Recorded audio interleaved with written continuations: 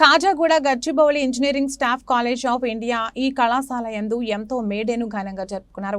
ఈ మేడే ఉద్దేశించి ప్రెసిడెంట్ గా పనిచేస్తున్న సుధాకర్ సార్, జనరల్ సెక్రటరీగా పనిచేస్తున్న నరసింహ గారిని వారి రిటైర్మెంట్ దగ్గరలో ఉందని వారి స్వయంగా ప్రెసిడెంట్ గా డిక్లేర్ చేసి నేను వైస్ ప్రెసిడెంట్ గా ఉంటానని వారికి అవకాశం ఇచ్చి ఎంతో ఉదారత్వాన్ని ఆ సంఘంలో పొందాడు. ఈ సందర్భంగా మిగతా కార్యవర్గాన్ని జనరల్ సెక్రటరీగా శారద మేడం, జాయింట్ సెక్రటరీగా రాజేశ్వరి మేడం, ట్రెజరర్గా రామ్మూర్తి గారిని ప్రస్తుతం ఈ మేడే రోజు ఏకగ్రీవంగా తీర్మానం చేసి స్వీట్లు పంపిణీ చేసి దాదాపు ఈ సంఘంలో ఒక విశేషం కూడా ఉంది. ఈ కార్యవర్గంలో 33% స్త్రీలకు అవకాశం కల్పించారు. అదే సరస్వతి నిలయమైన కళాశాల యందు విద్యావేత్తలు చేసిన పని అందరికీ ఆదర్శంగా ఉంది. ఒక ప్రెసిడెంట్ రిటైర్మెంట్ కు దగ్గర ఉన్న నరసింహ గారికి అధ్యక్షత చేసి వారు వైస్ ప్రెసిడెంట్ గా ఉండటం అందరూ కరతాళ ధ్వనులతో సంతోషాన్ని వెలిబుచ్చారు. ఈ అధ్యక్ష స్థానంలో కూర్చున్న నరసింహ గారు మాట్లాడుతూ మీరందరూ నాకు ఒక అవకాశాన్ని కల్పించినందుకు మీకు నేను ఎంతో రుణపడి ఉంటానని మాట్లాడారు. ఈ మిఠాయిలు, పండ్లు అన్ని పెంపకం చేసి అభినందన ఒకరొకరు తెలియజేసుకున్నారు. Reporter Bhadrayachari. Engineering staff college Kajaguda Gachibowli యందు ఉన్నది.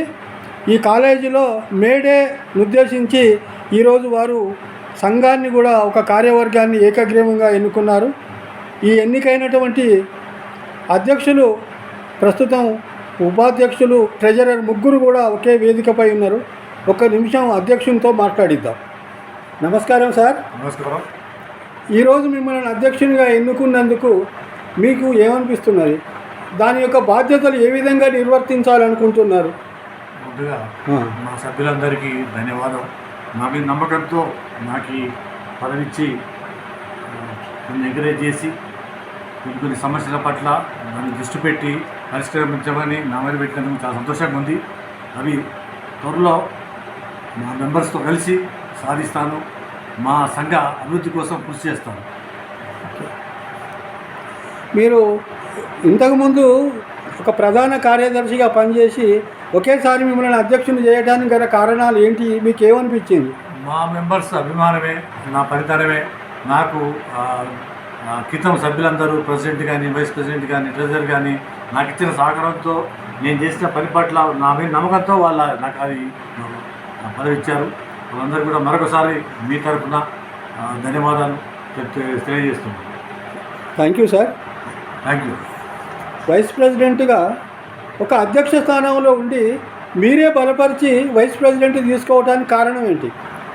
మన జనరల్ సెక్రటరీ అయినటువంటి నరసింహ గారు ఆయన యొక్క పట్టుదల అన్నీ గ్రహించి ఆయన్ని ఈరోజు ప్రెసిడెంట్గా ఎన్నుకోవడం జరిగింది. ధన్యవాదాలు సార్. ఓకే నాకు మీకు ఈ యొక్క నూతనంగా మేడే రోజు ఎన్నుకున్నందుకు నేను ఒక రిపోర్టర్గా మిమ్మల్ని అభినందించడమే కాక మీకు ప్రత్యేకమైనటువంటి యొక్క మేడే శుభాకాంక్షలు తెలియపరుస్తున్నా. రిపోర్టర్ భద్రాచారి. మీకు కూడా ధన్యవాదాలు.